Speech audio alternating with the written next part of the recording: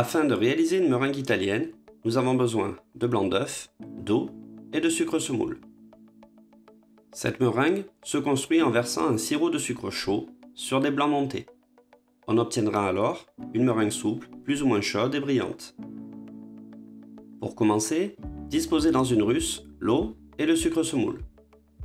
Pour réaliser la cuisson d'un sucre, il y a des précautions à prendre pour la mener à bien. Cuire dans un récipient très propre et sec.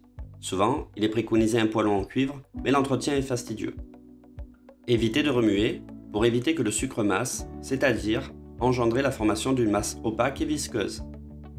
On pourrait intégrer du glucose à l'intérieur de la russe afin d'apporter une certaine viscosité à la meringue et surtout d'éviter que le sirop masse. En effet, le sirop de glucose est un anticristallisant. Il permet de prévenir la formation d'une masse visqueuse et opaque. C'est un agent graissant. On peut donc graisser le sirop, plus précisément lui ajouter un produit ayant un effet anticristallisant. Attention, il ne s'agit pas là d'intégrer une matière grasse.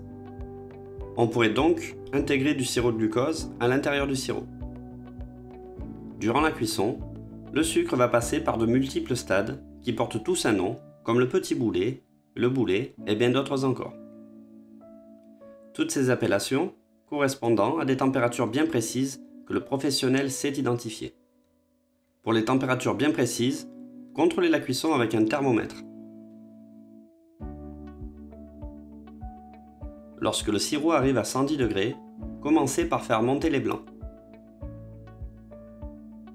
Il peut être envisagé de monter les blancs avec un peu de sucre semoule afin d'éviter qu'ils grainent, ceci par mesure de précaution.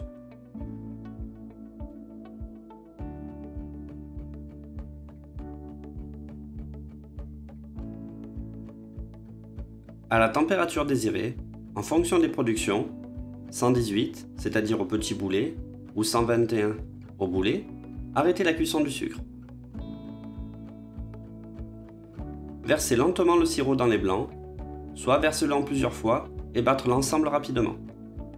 Le fait de verser en plusieurs fois assure une bonne intégration du sirop qui sera bien dans les blancs et pas sur les parois de la cuve. Battre la meringue tout en la laissant refroidir. Continuez le battage jusqu'à arriver à une masse assez dense mais encore souple. Pour certaines préparations, comme les mousses ou les macarons, la meringue italienne doit être arrêtée à des températures plus hautes. Il sera donc important de contrôler la température de sortie. Une fois la meringue réalisée, utilisez-la immédiatement. Une meringue retombe très rapidement, c'est la raison pour laquelle il faut toujours la réaliser au dernier moment.